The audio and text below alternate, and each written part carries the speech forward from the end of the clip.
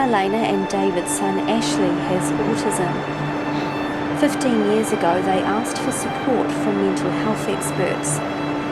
Ashley was placed in care, but for the past 5 years, he's spent most of his days isolated and in seclusion. It's a situation they never expected.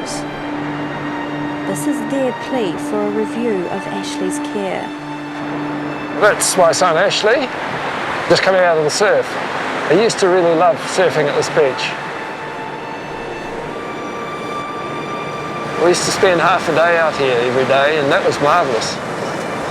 He's our only child, and he's in a helpless situation. There's nothing he can do about it. There's nobody really who can get him out of where he is. Political pressure in New Zealand has led to a shift from institutional care since the 1980s. But the United Nations has criticised ongoing practices of seclusion. That's about the size of the room he's been in for the last 5 years. We're not allowed to go in there. It's sort of forbidden, mainly because of privacy issues, I believe. There's got a paranoia about being in a prison, and effectively it is one.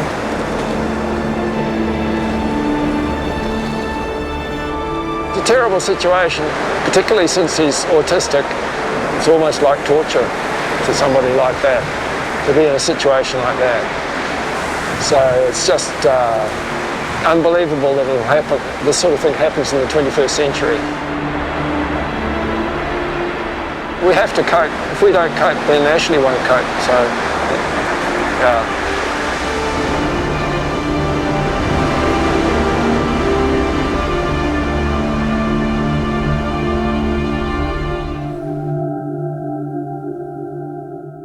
Well, seclusion is another word for solitary confinement, meaning you're locked up by yourself for 22 hours a day or more and not able to interact with another human being. And in countries around the world, nobody ever describes what they're doing as solitary confinement. It's always got different labels. He had a very difficult birth, like 28 hours. He was just very, very quiet. And I thought, oh, this is great. Didn't know what was coming. He was having autism. He wasn't diagnosed until his teens, but he was such an anxious child. Anything new was a real challenge. He went to school. Loved the outdoors. He didn't really want to learn. He always wanted to go surfing. He'd knock on my bedroom door at 5 in the morning. "Mum, come take me surfing." And I think, oh no, but because he enjoyed it so much, I'd get up and take him out to the surf before school. Sometimes there would be ice on the sand.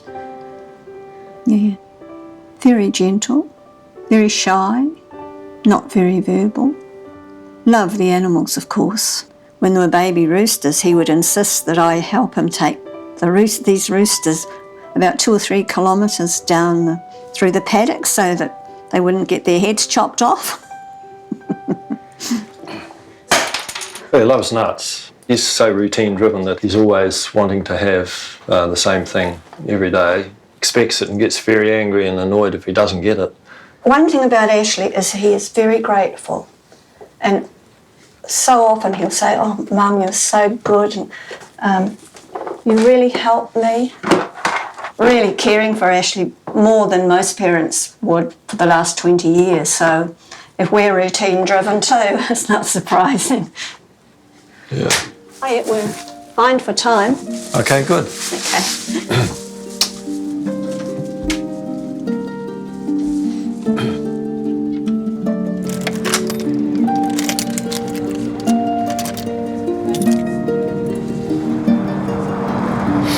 How do you think he'll be today? Well, I hope he's better than he was yesterday. Tarfree Matir, it's a unit for forensic patients. It's supposedly a rehabilitation unit.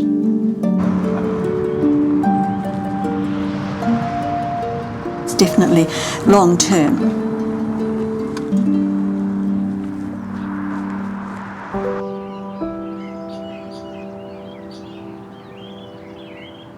Ashley has lived here for 10 years. For the last 5, he spent much of his time locked in the seclusion area. Formal requests to film inside the facility were denied.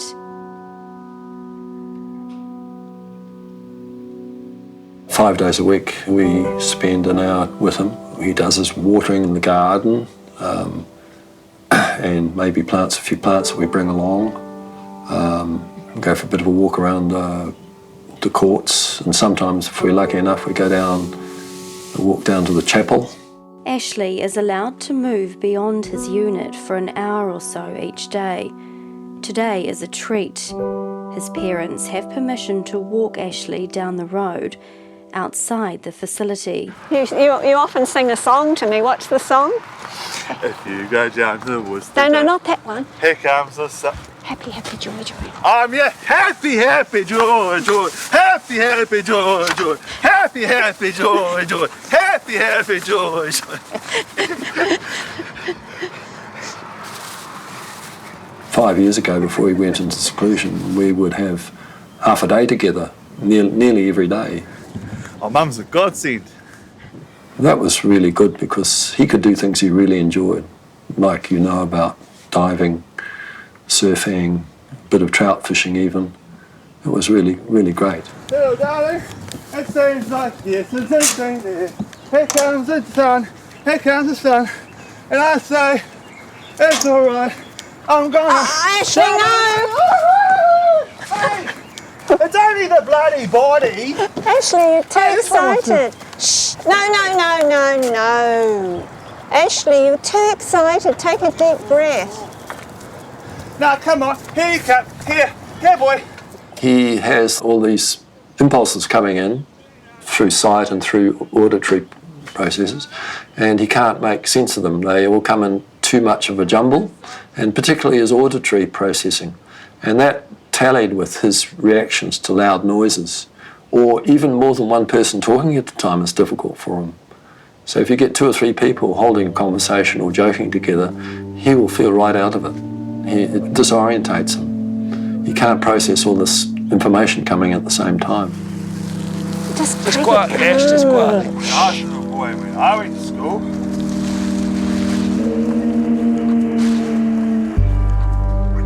About 10, 12 years ago, when I was working for the council in Gisborne, and Ashley was going to a job centre where they looked after people with disabilities. And he came up to see me, and I was at the tea room at the time, and it was incredibly noisy. People were playing darts, and it was sort of at the end of a championship, and the noise was absolutely horrendous. He sat with me for a while, and he just got more and more agitated, and then suddenly he flew across the room and started to try and punch this work colleague. Where several of us realised what was going on. We rushed over and we grabbed him and separated him, had to send him off to the hospital. They called the police and he ended up in seclusion. But even prior to being hospitalised, he'd always had this phobia. I don't know where it came from, but he always thought he'd end up in prison. So this psychiatrist, he said he was going to put Ashley in seclusion. And Dave queried this and he said, oh, it will steal him up. Well, it certainly didn't steal him up. And Dave sort of argued with him, but this guy was adamant. We love you very much. Love you too, Mum. Oh, great. Okay. Great to see you. Hey, you're doing really well. And I think the experience of seclusion was so traumatic for him that it really made his life a lot harder. The working group on arbitrary detention have said, following on from what a UN special rapporteur expert on torture has said, that you should never be locking up people who've got mental disorders or intellectual disabilities in solitary, and even for those people who are not disabled, the maximum anybody should be locked up is 15 days because of after 15 days it's called prolonged solitary confinement, and it can have irreversible psychological effects. These animals deserve fair treatment like I do. The United Nations has recommended New Zealand review this practice. Now he's in a situation where there are loud noises, and this is the sort of thing that can set things off. It can be just 3 or 4 people talking close by. He then goes, maybe tries to assault a staff member or something, and then he gets pushed into seclusion again. And it's all to do with the environment he's in. That's what's really distressing, and no real allowance has been made for that. Spring is the season when people who believe in the earth get bipolar disorder. Well, bipolar disorder is for having been locked up in a cell. They say it's negative. No, I do not agree that bipolar disorder is negative. They just keep prescribing antipsychotics and saying, you know, if we get the treatment right, then he'll come right. But it's not going to happen while he's in that environment. That's why we're so adamant that he has to get out of there. What do you remember when you were little? I still am a little boy. Yes, I still am a little boy. That's when I was a little boy. It took 1 minute.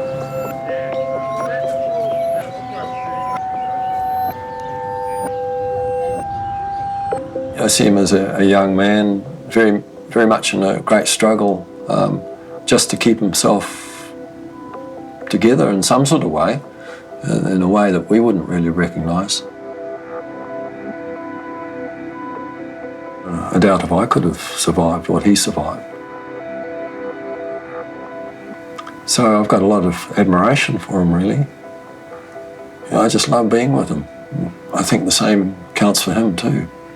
We love each other in that sort of way, simple way, yeah. Capital and Coast DHB declined our request to discuss Ashley's care and asked that footage of Ashley not be shown. They're trying to limit his freedom of expression, and unless it's going to be dangerous to his health, I really can't see that they've got any grounds for stopping filming. I mean, I'm assuming they're frightened of legitimate criticism or media comment. It may not be criticism. What have they got to hide?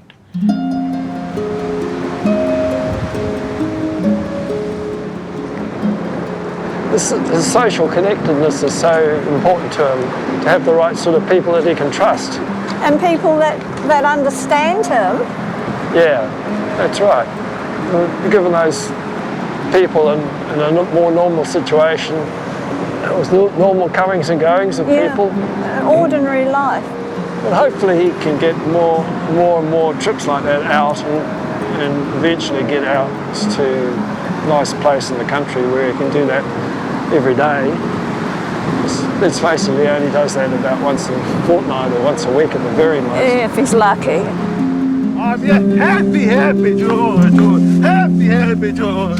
To lock somebody up, you normally have a psychiatrist and traditionally somebody less senior, like a psychiatric nurse. Even back in the Victorian days, we used to have 2 GPs would lock you up. We're worse off than we were then, because if it is a psychiatrist and a psychiatric nurse, there's an imbalance of power there. There's not 2 equal. So it's, in my view, too easy to lock somebody up. And then it's hard to get out. Ashley's parents are his legal guardians, but the District Health Board now has responsibility for his care. A psychiatrist determines treatment. Seclusion is regarded as a treatment. But his parents have repeatedly tried to get Ashley a life in the community. This is something me and you talked about last week. You know, what do we want for Ashley most? We all agree, I think, that we want to see him in a rural environment, in a very peaceful place where he's supervised, probably 2 to 1 at least. I'm an advocate primarily to Ashley, but most of my work is with Dave and Marlena, his parents. It's hard to not work with the person directly, but in Ashley's case, you know, his living situation is so compromised. I have to do it with his welfare guardians. He's quite able to live a good life in the community in the right setting. In the right setting. So I think we need to think about how those steps out are going to eventuate. And I think your idea of getting more volunteers down to try and take them out is something we can do pretty well straight away. I think we'll have to think quite creatively about how we introduce people. I guess we need to get to know the person first.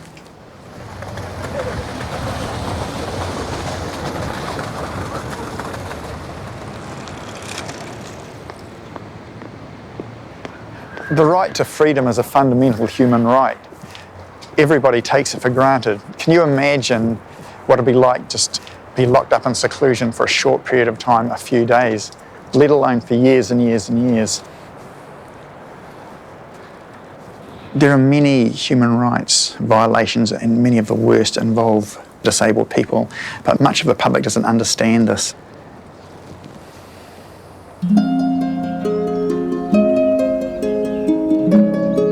Happy, happy, joy, joy. Happy, happy, joy, joy. Happy, happy, joy, joy. It's not just being in a room on your own. Seclusion is supposedly low stimulus. On the one hand, it can be, if there's no other people around, it's deathly quiet. And then if you've got 3 others in that same unit and they're all screaming for 24 hours a day, it's totally unbearable.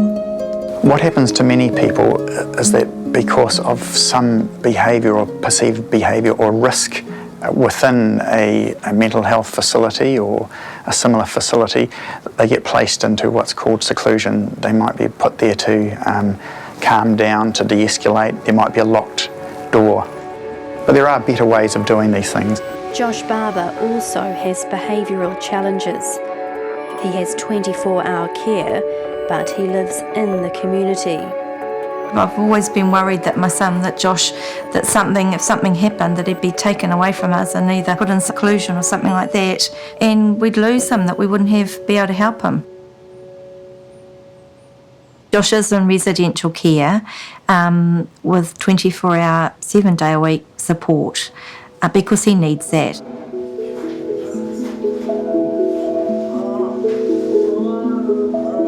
So he's severely autistic and he's non-verbal. Actually, he can't read or write, and so he can't speak, and he has behavioural issues, quite severe at times. He can headbutt, and he has headbutted me. He has headbutted my husband. One time, when Gary said no about something, or something, he just ran straight across the room, boom, and I mean, it nearly knocked my husband out.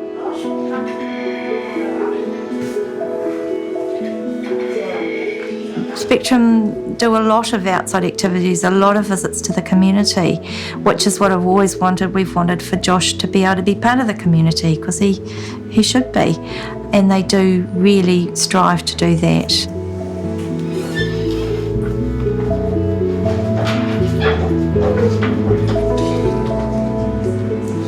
He's got friends. One of the boys in the house with him, they get on quite well together, and it's pretty full. Josh has got a bigger room with a rocking chair, an easy boy that he loves to stretch out in. He can play his music or put telly on, and he'll go into his room and he loves that space.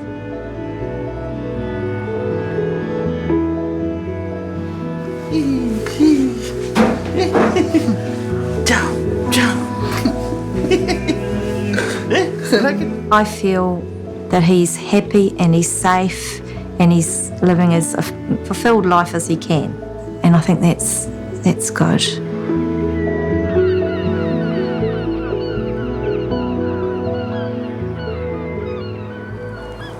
What about seclusion? Can you tell me about that? I don't really like being in seclusion. It's too tough on my head. Why is he in there? Because He ended up going into the mental health system instead of into a service matched to his needs, probably a service more matched to his intellectual disability, his learning disability. He went in, and because they couldn't find a place, he became conditioned into the mental health system. And what is your room like?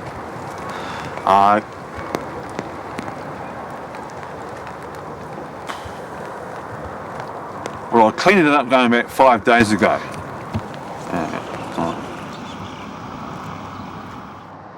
It's a cell. It's got no toilet or running water. It's got a bedpan, a bed, which is usually a plastic mattress, and nothing else.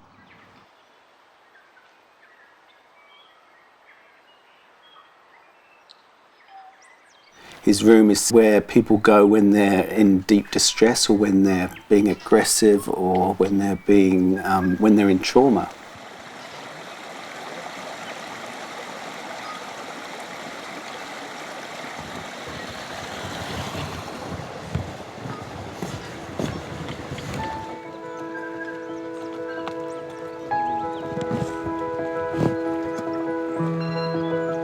You know, I've experienced seclusion, but for Ashley, he's had significant periods, years living in seclusion. But from my experience, for me, it's like death for me. That's the only word I can really put to it. It felt like I was completely, all my choice and ability to have a voice was taken away, because you're locked in there without even the ability to get a drink of water. When you're distressed, particularly at a time of distress, makes it even more damaging. So when I've been in those situations, it is like I've died. I've had sort of death experiences, and that's what it reminds me of when I look back on it. I got out on a review, and I've got out a few times by walking out, running out, and then going back with an advocate, or going back and explaining why I left. And by doing that, I've often found that I've taken back the power of the situation.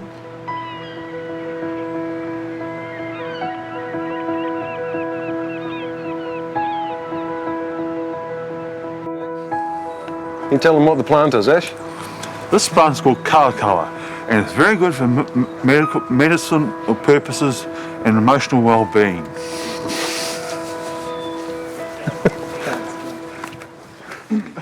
3 times a week, Ashley is taken into the community with support workers. Hell of a walk, that is. Yep, they did very well. Ashley's case is just a big dark cloud. He should not be living in solitary confinement. He should be living in the community and cared for. Now there, when I was a young boy, I used to study a book on entomology. Entomology is about insects. These insects are mayflies. From there, if you put a fin on a fishing line, would be a pheasant tail nymph. Yeah, so they actually, if you want to know the right sort of hooks to use in this area, on the Tongariro, there's a size 14 long shank. Yep. Okay. And what else we got in here?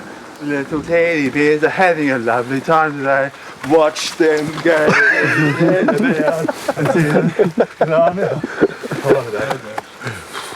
All right. New Zealand has been examined by the United Nations on the Convention Against Torture and Ill Treatment, and on the Convention on the Rights of People with Disabilities.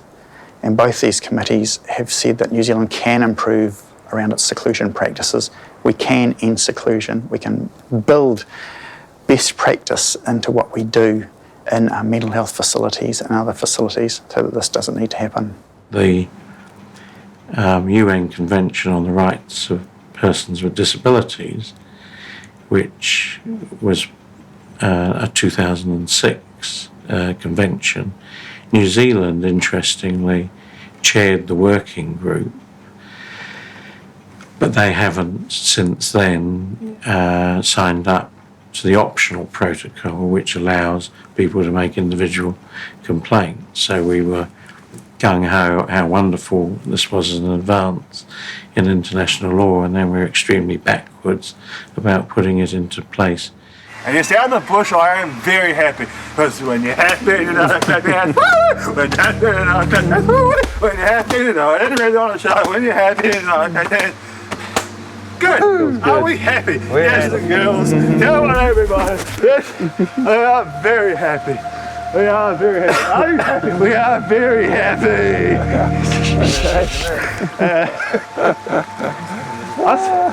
Let's get to the next stream. That is rubbish. People do not leave rubbish lying around. The rubbish makes their place untidy. So they put this in the bin. Now rubbish can actually be recycled here, but that does come from you. Recycling is very good. I am very behind. When I was a young boy, I used to believe in cash for cans. I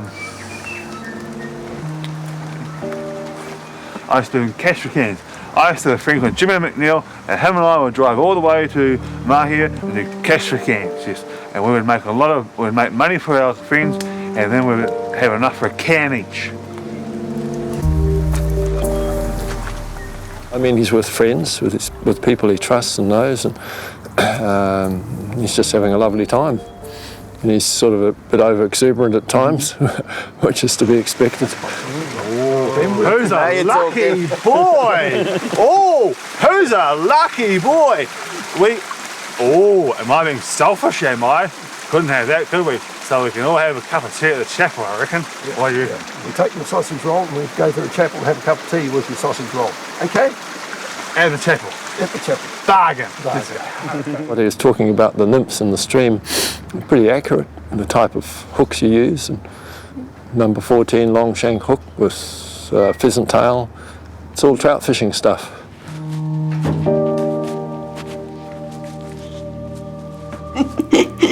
Oh, gee. Oh, wasn't he gorgeous? He was such a gorgeous wee fellow. Loved to dance and motorbike. I never really wanted him to be like a doctor or anything special. I just wanted him to have a very normal life, happy, contentment, I suppose, is what I wanted. To do the things that we all expect our children to do in their lives. And have a job and maybe a family, or just whatever made him happy. So that was sort of the life Ashley was used to, out in the country, enjoying the outdoors, fresh air, and here he is now locked up in a cage. Pretty damned annoying, actually. Where would you like to live? In a little fishing hut. We haven't got much time left. We have to do it. We're getting older. We would like to see him in a nice, safe, quiet environment so that he's got some chance of some sort of a life, you know. We're not expecting miracles. You can't treat autism. It's a neurological disorder. But he can be managed in a place where he's got some chance, and that's what we're hoping for.